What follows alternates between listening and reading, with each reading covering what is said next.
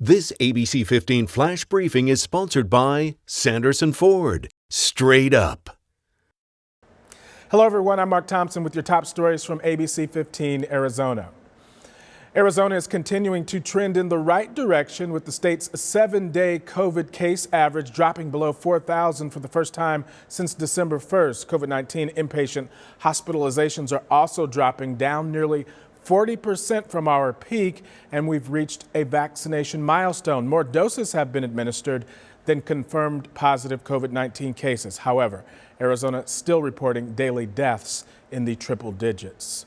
And we're learning Maricopa County received 0 doses of the Pfizer vaccine this week. Compare that to the week of January 11th when the county received tens of thousands of doses. County health officials say that they do have enough vaccine on hand to honor appointments at their pod sites this through February 12th, and they say that they won't have to cancel any appointments.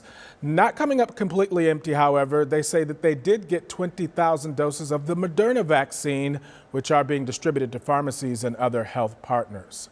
Arizona's 3 public universities are now teaming up to track COVID-19 mutations. Scientists at ASU, U of A, and NAU are joining forces to analyze test samples for variants of the virus. They will then track how those variants may be spreading throughout the community. Several mutations of COVID-19 have been confirmed in the United States, including a handful of cases of the UK strain here in Arizona. Both the Pfizer and Moderna vaccines have been found to offer some immunity to those variants.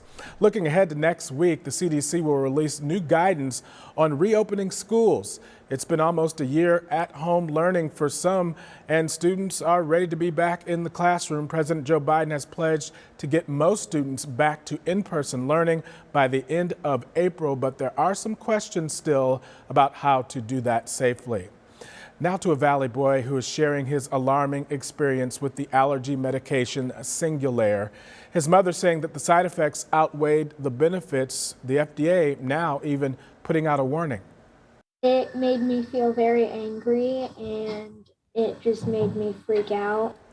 10-year-old Tyson Penny remembering a tough time in his early life. He was struggling at home and at school, and it was affecting the entire family. Tyson began taking the medication Singulair at 5 years old to manage his allergies. A change in his behavior was seen after 18 months, so Tyson eventually stopped that medication, but things got worse before getting better. 3 years later, Tyson now is back to his normal self. If I had kept going on like this, I would not be the same happy boy I am today. Throughout that time, Tyson's mother became involved with a Facebook support group, even flying to Washington, D.C. in 2019 to participate in an FDA meeting that actually led to requiring box warnings. That was in March of 2020, also strengthening existing mental health warnings. Happening in our community, a raise on the way for Fry's food employees in Arizona. The chain just finalizing a 3-year contract with the local union. It would impact more than 19,000 people. Some employees could see their wages increase by as much as $3,000 a year. This comes as the chain in some of other stores are actually closing over pay issues. Fry's is owned by Kroger's, which just shut down 2 locations in California due to a new local mandate requiring hazard pay for some essential workers.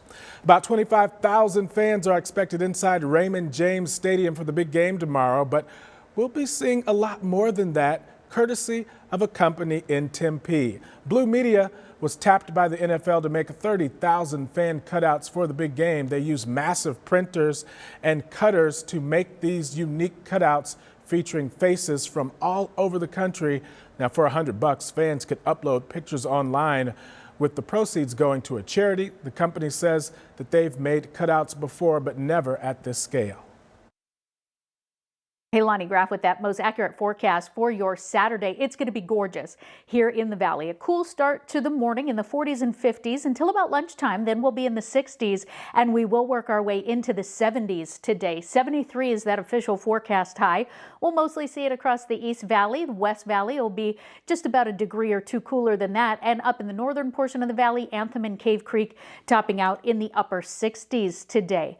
In the high country, Flagstaff is going to be chilly in the 50s, just some light breezes, but crystal clear skies. Sedona, 60 degrees, perfect weather this afternoon across central Arizona. And in Cholo, a high of 53 degrees, but you'll have some slightly stronger breezes around 10 miles an hour with the occasional gust up to 15 miles an hour.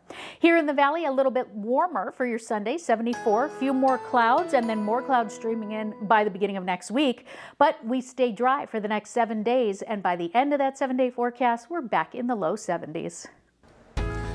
And for the latest headlines, weather, and traffic, head to ABC15.com or download the free ABC15 mobile app. Have a fantastic day. This ABC 15 Flash Briefing is sponsored by Sanderson Ford. Straight up.